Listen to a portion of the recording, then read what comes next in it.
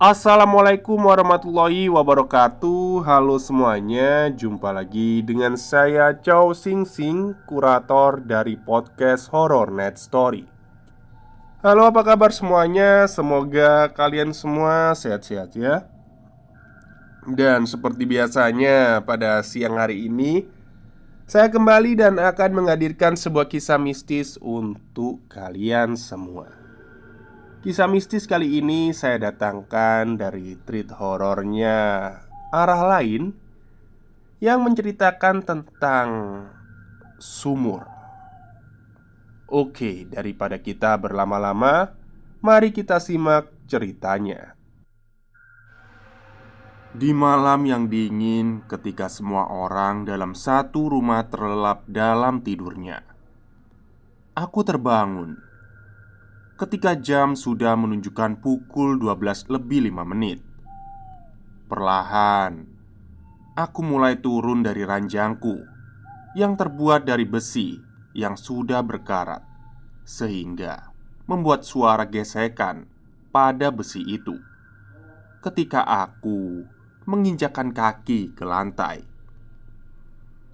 Aku yang ingin pergi ke kamar mandi, dan letak kamar mandi itu sendiri terpisah oleh lahan kosong dan terpisah beberapa meter dengan rumah. Setelah langkahku sampai di depan pintu kamar, aku menoleh dengan pelan ke arah kedua orang tuaku yang sudah lelap di atas ranjang yang sama. Ya, aku saat ini sudah menginjak 5 SD. Sudah tidak ingin mengganggu waktu istirahat kedua orang tuaku. Setelah langkahku melewati kusen pintu kamar, aku pun menutup pintu dengan cara yang pelan. Aku melanjutkan langkah kakiku menuju kamar mandi yang melewati sebuah dapur kecil yang nampak kuno.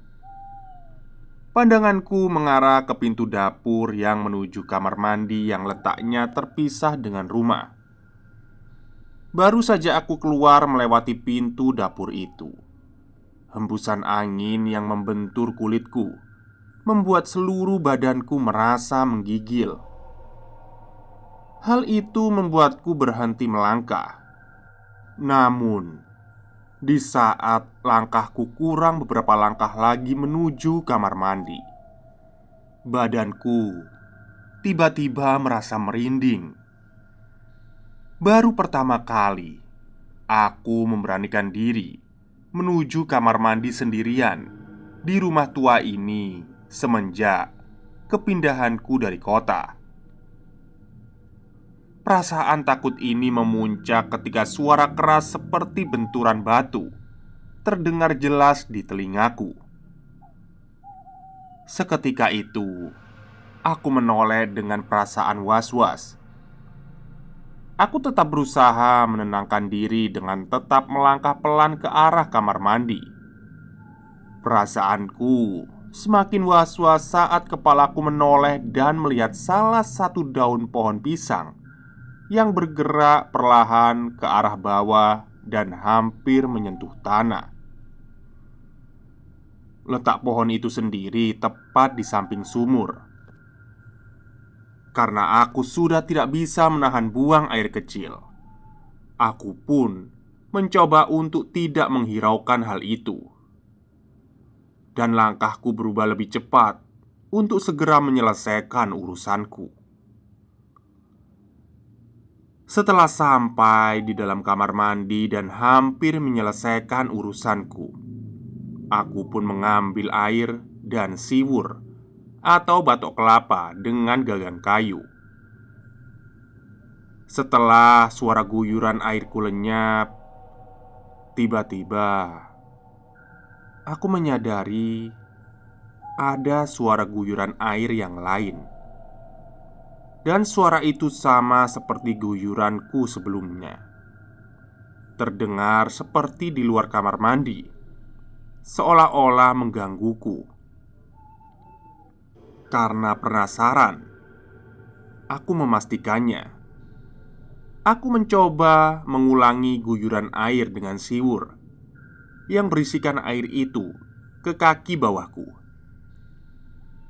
Lagi-lagi, hal janggal itu terjadi lagi. Suara guyuran air yang sama terulang kembali. Saat ini aku mulai merasa terancam. Seluruh badanku merinding seketika. Setelah urusanku selesai, aku pun segera keluar dari kamar mandi yang hanya berpintu selambu dengan perasaan semakin was-was. Perlahan, aku pun membuka selambu kamar mandi dengan pelan, menggunakan jari tanganku dan baru melangkah beberapa langkah, tiba-tiba aku mendengar suara seperti orang yang batuk-batuk. Seketika, aku menoleh dan melihat sesosok nenek tua dengan tubuh yang membungkuk sedang memegangi sapu lidi yang bergagang kayu.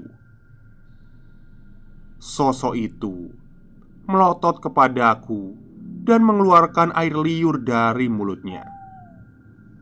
Pakaiannya terlihat seperti pakaian era tahun 80-an.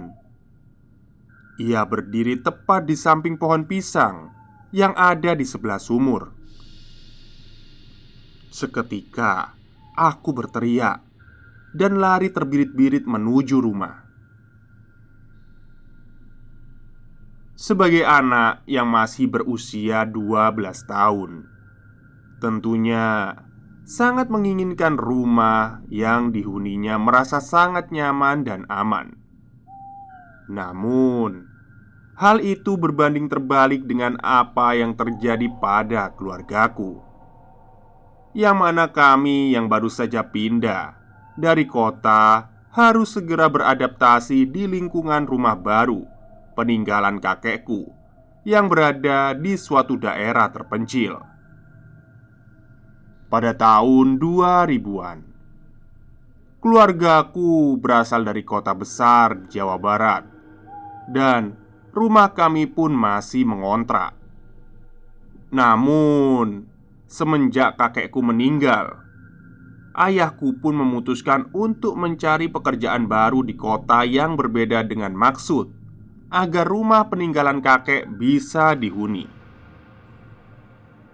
Tak berselang lama, kami pun akhirnya memutuskan untuk pindah ke suatu daerah terpencil yang letaknya cukup jauh dan hampir memakan waktu hingga 10 jam perjalanan dari kota asalku tinggal.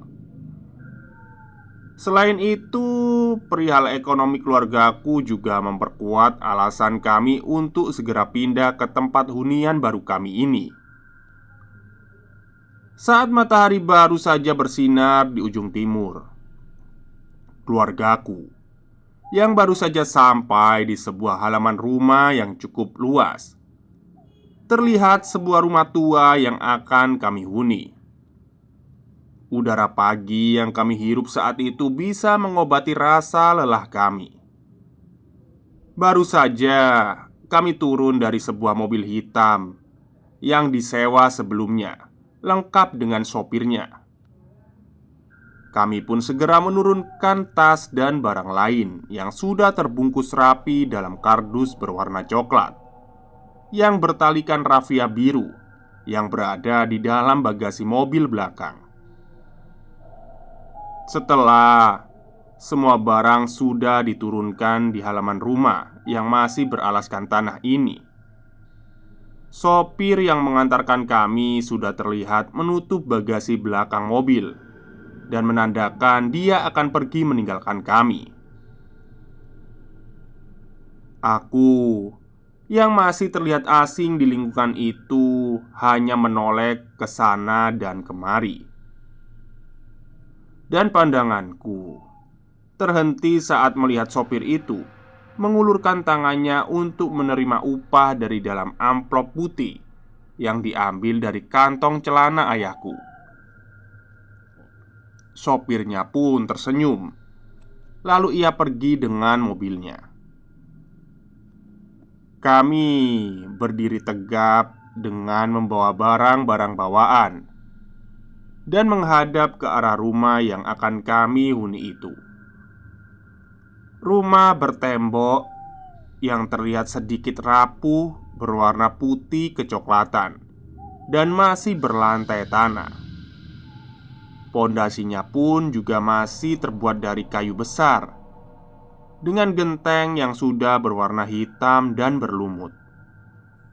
Meskipun begitu, rumah ini masih memiliki lahan yang cukup luas di sekelilingnya. Banyak pohon jati besar yang tumbuh tinggi di samping rumah ini. Dan pada bagian belakang rumah ini juga terdapat lahan tebu yang cukup luas.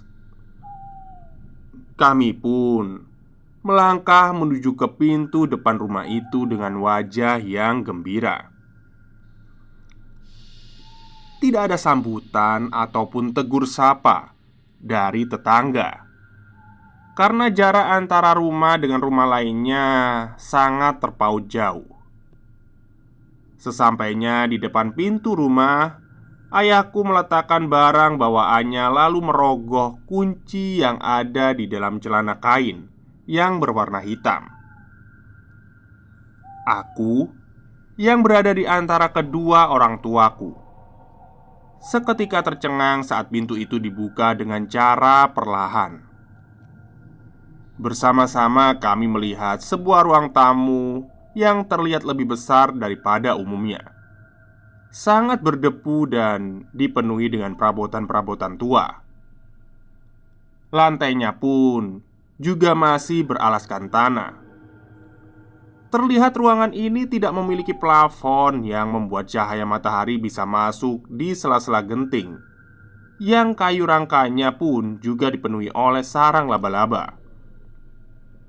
Rumah ini memiliki 2 kamar, ruang tamu, serta dapur, dan kamar mandi yang letaknya terpisah oleh lahan kosong. Kami pun melangkah lebih dalam dan bergotong royong membersihkan seluruh ruangan agar terlihat lebih bersih dan nyaman.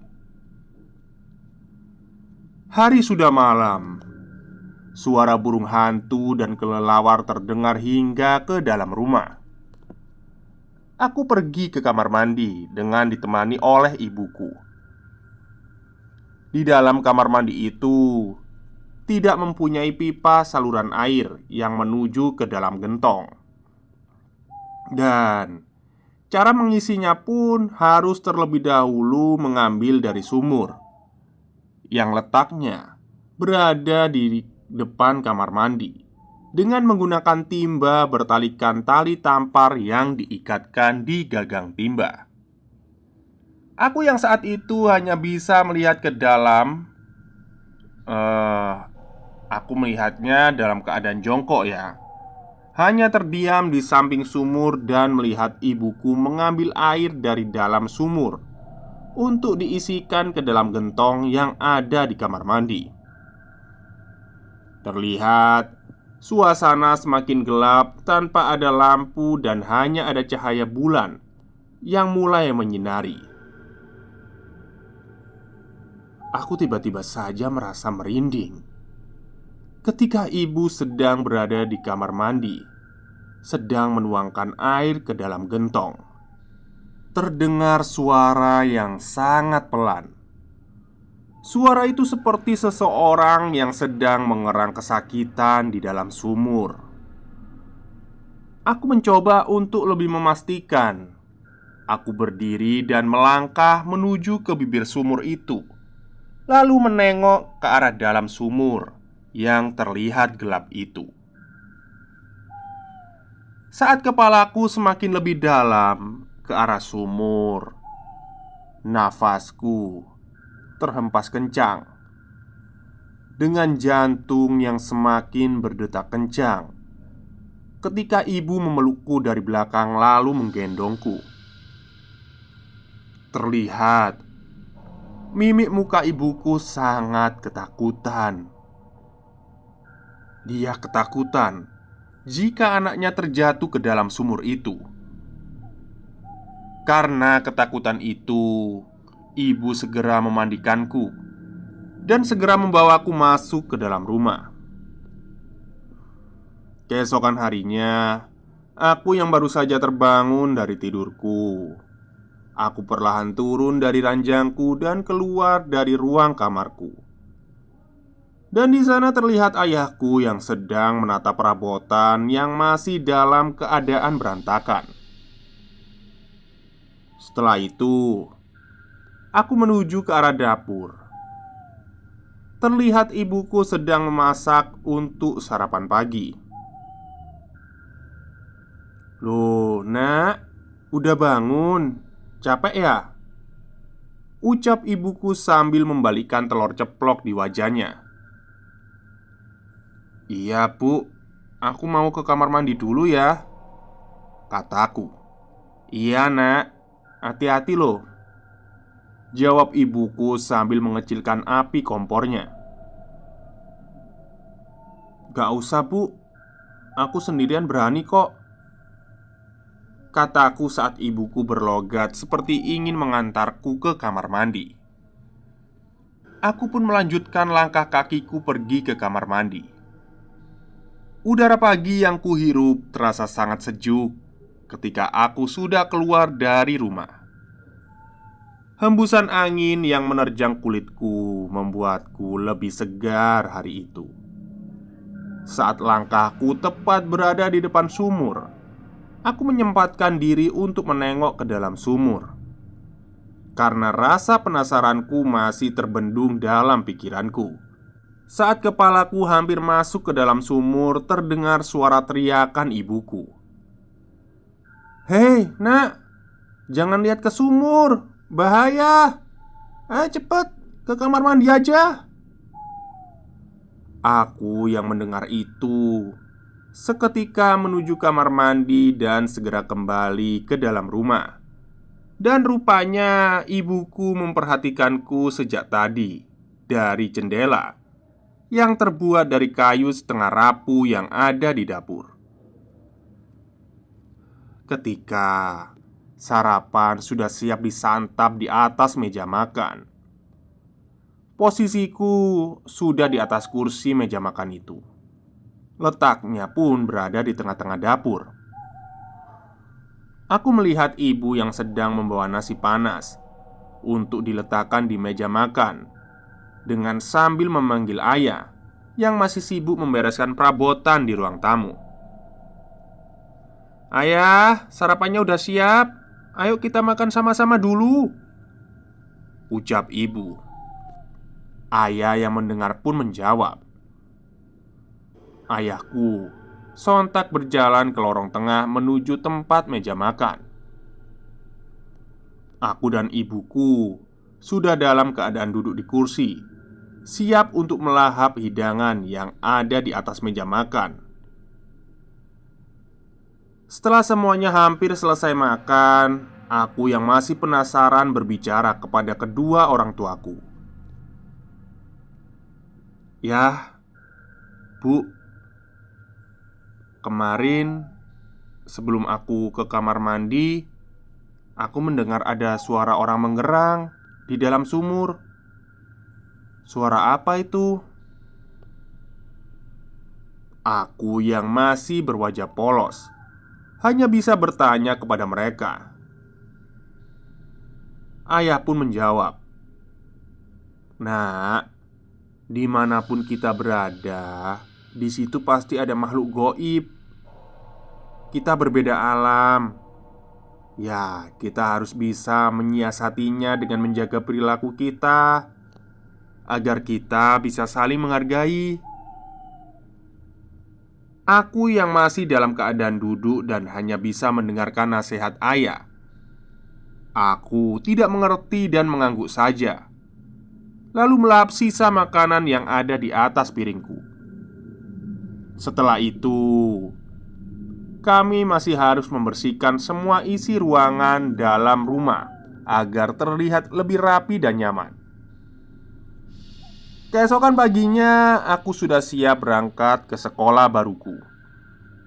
Sedangkan ayahku juga sudah mulai harus bekerja.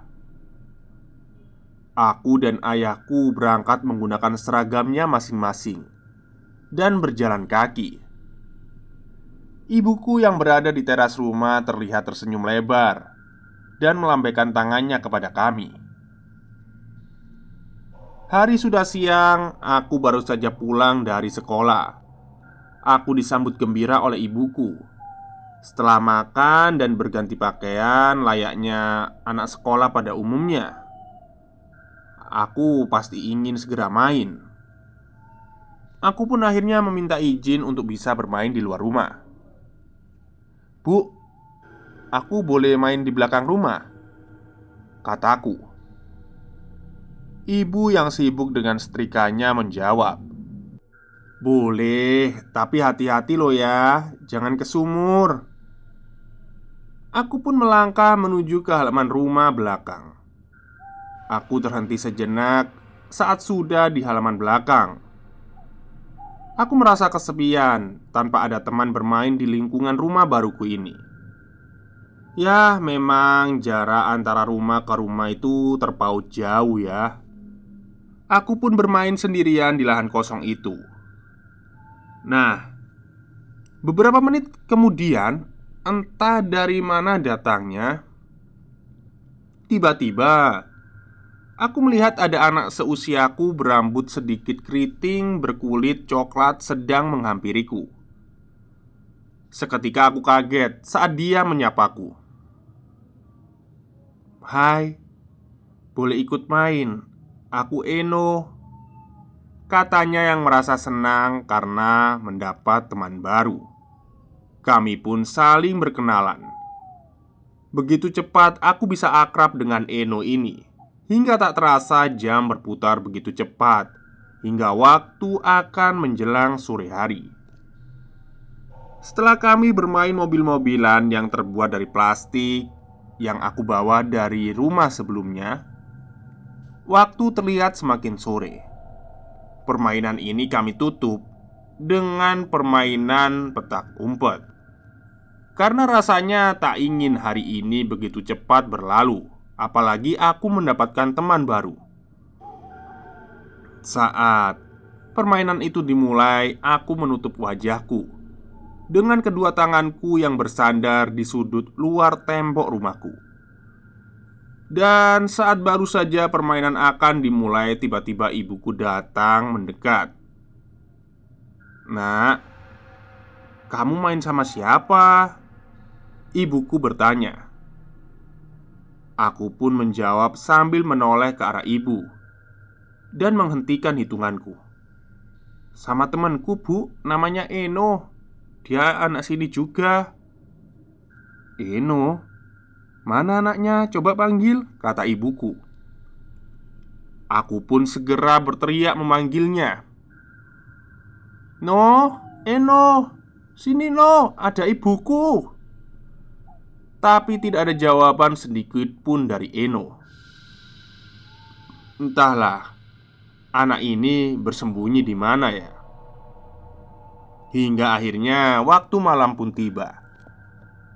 Ibuku pun segera membawaku masuk ke dalam rumah dengan perasaannya yang was-was.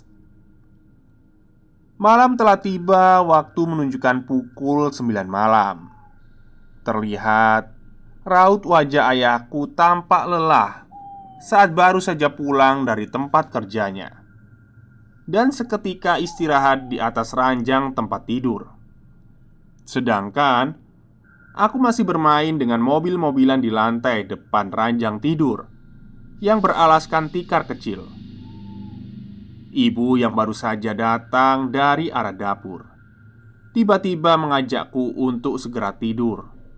Dan setelah aku sudah berada di antara kedua orang tuaku dalam keadaan terbaring, aku terbayang oleh Eno yang secara tiba-tiba pergi begitu saja saat bermain di siang itu. Kedua orang tuaku terlihat sudah tidur. Aku perlahan turun dari atas ranjang untuk buang air kecil di kamar mandi.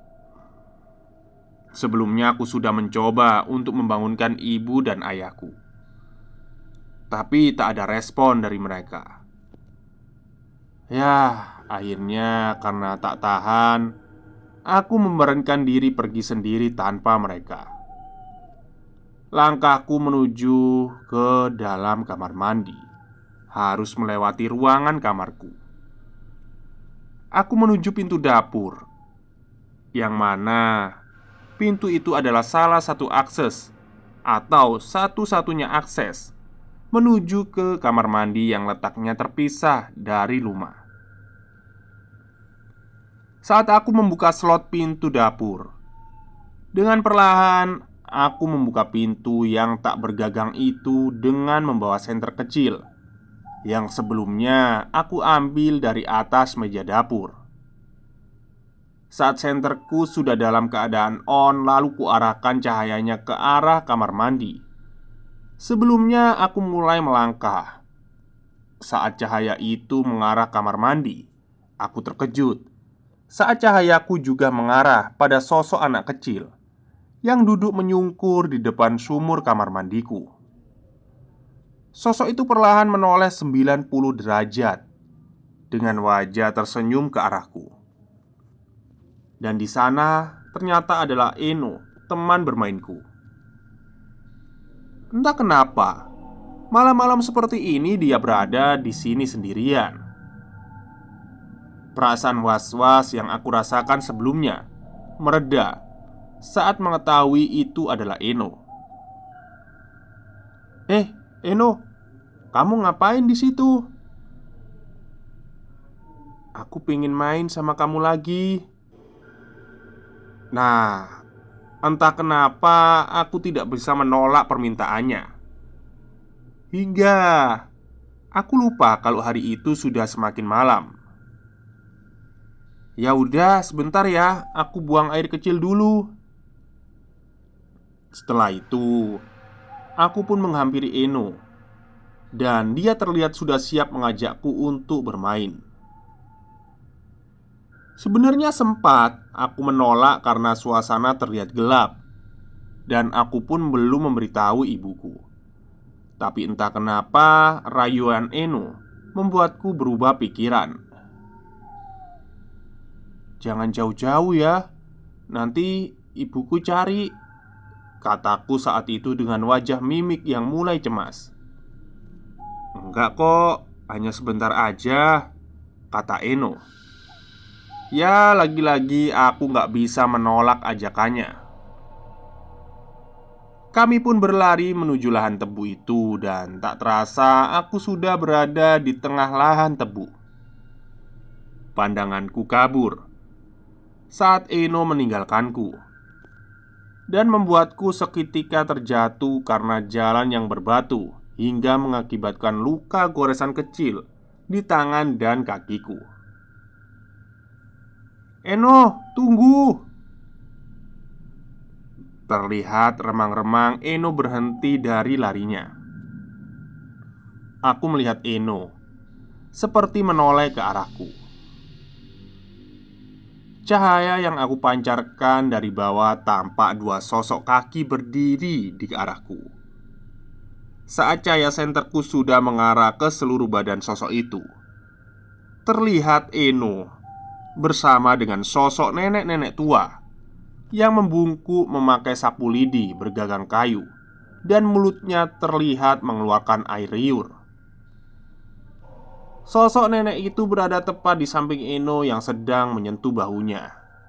Tidak hanya itu, di antara lahan tebu yang rimbun, terdapat sebuah sumur kecil yang posisinya tepat di belakang sosok itu. "Ini nenekku," hehehe, kata Eno dengan wajah yang terlihat pucat, dan hampir seluruh wajahnya terdapat goresan luka dan mengeluarkan tetesan darah. Aku yang masih dalam keadaan tengkurap seketika terbangun dan berdiri ketika melihat nenek itu mulai melihatku dan melotot. Seketika itu aku berteriak. Kedua orang tuaku baru saja menyadari kalau aku tidak ada di atas ranjang. Mereka pun keluar dan memastikan keberadaanku. Wajah ibuku cemas dan mencoba berteriak memanggilku, dengan nada yang keras. Ayahku yang masih di samping ibu mencoba menenangkannya agar tidak semakin panik. Dengan menggunakan senter yang mereka nyalakan, mereka mencoba mencari ke seluruh sudut rumahku dengan tetap berteriak memanggilku. Beberapa menit kemudian dari kejauhan terdengar suara kentongan dari bambu mendekat. Suara semakin keras, menandakan orang-orang itu semakin dekat. Dan benar, ada 3 orang yang sedang berpatroli melewati gang depan rumah. Kedua orang tuaku seketika menghampiri dan menjelaskan kepada penduduk itu dengan nada gugup dan khawatir. Akhirnya, mereka mencari bantuan dan berpencar. Saat mereka berpencar, salah satu orang patroli melihat cahaya senter yang mengarah ke langit. Cahaya itu terlihat dari lahan yang ada di tengah-tengah tebu. Itu ada cahaya senter. Mungkin ada petunjuk di sana," kata salah satu petugas patroli itu. Sesampainya di sana, tepatnya di samping pohon mangga, hanya terdapat senter saja. Dan di sekelilingnya terdapat darah segar yang tercecer. Ibuku meneteskan air mata. Mereka segera berlari mengikuti arah darah yang tercecer itu. Mereka akan memastikan keberadaanku di dalam sumur itu. Dan mereka terhenti ketika mereka dihadang oleh sosok nenek tua dan anak kecil yang melotot tepat di depan sumur. Mereka kaget, lalu melangkah mundur menghalangi. Sosok menyeramkan itu tiba-tiba muncul saja seakan tahu kedatangan mereka. Suasana semakin mencekam. Aku menyadari ternyata aku berada di dalam sumur. Sumur ini terlihat kering dan sudah tidak dialiri oleh sumber air sedikit pun. Aku mencoba mencari pertolongan dengan sisa tenaga yang aku miliki. "Bu, ayah, tolong!" Kalian jangan mendekat. Anak ini sudah menjadi alat dendamku," kata sosok tua itu dengan menatap sinis wajah ayahku. "Maksudmu apa? Apa maumu?" kata ayahku menjawab dengan nada keras. "Dulu, cucuku terjatuh dan meninggal di sumur ini. Ayahmu tidak bisa menjaganya dengan baik," kata sosok nenek itu. "Dulu sebelum kamu lahir, orang tuamu mengajak Eno untuk bermain.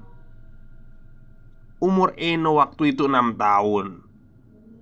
Awalnya kita bertetangga, hingga suatu ketika saya anggap seperti keluarga sendiri. Kasih sayangnya terhadap Eno luar biasa. Tapi orang tuamu lalai saat menjaga cucuku saat bermain di sumur ini, dan dia jatuh meninggal. Setelah kejadian itu, aku bersumpah hingga aku mati pun akan aku balas anak cucumu nanti."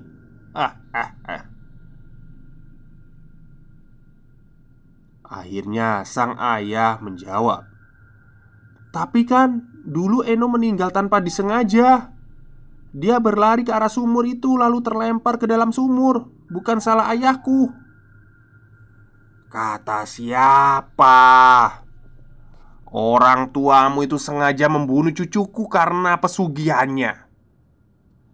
Dia mengincar Eno sejak lama agar istri ayahmu bisa hamil. Dan itu adalah kamu," kata sosok nenek tua itu. "Tolong, Dia tidak salah. Bunuh saja saya. Lepaskan anakku, ucap ayahku. Terlihat sosok anak kecil yang berada di samping sosok nenek itu sedang mengambil semak dedaunan di sekitarnya dan membuangnya ke dalam sumur. Entah apa yang direncanakan. Astagfirullah, apa ini? Ucap ketua RT yang baru saja datang. Sebut saja namanya Pak Imron. Ketua RT sebenarnya tahu apa yang sedang terjadi saat itu. Di sana, akhirnya Pak Imron menghancurkan sumur itu menggunakan modem besar yang dibantu oleh petugas patroli. Setelah itu, kembang 7 rupa yang sudah disiapkan oleh Pak Imron dibuang di dalam sumur itu.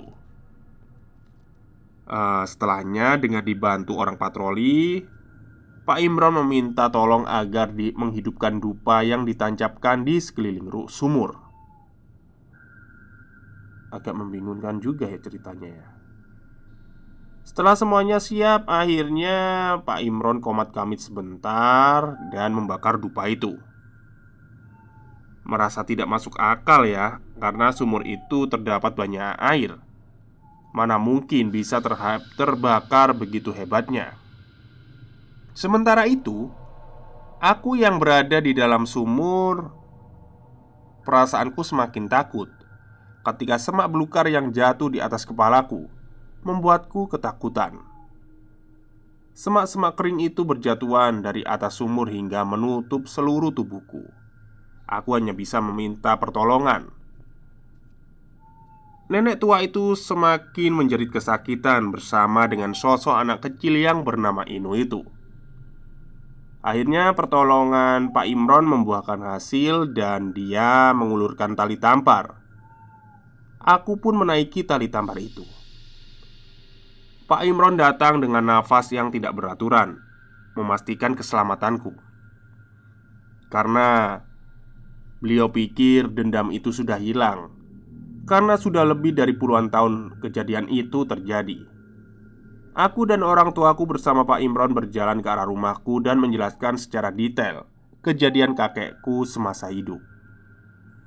Ya, Pak Imron menyaksikan hal itu semasa hidupnya. Sosok nenek itu sebelum akhirnya dia mengakhiri hidupnya dengan meloncat ke dalam sumur itu.